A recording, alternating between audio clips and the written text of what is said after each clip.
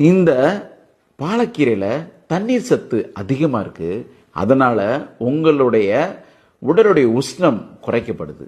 அது மட்டும் இல்லாமல் மெக்னீசியம், ஜிங்கு, காப்பரு, விட்டமின் கே அதிகமாக இருக்கிறதுனால உங்களுடைய பல்லுக்கும் எலும்புக்கும் இது ரொம்பவே வலு சேர்க்குது.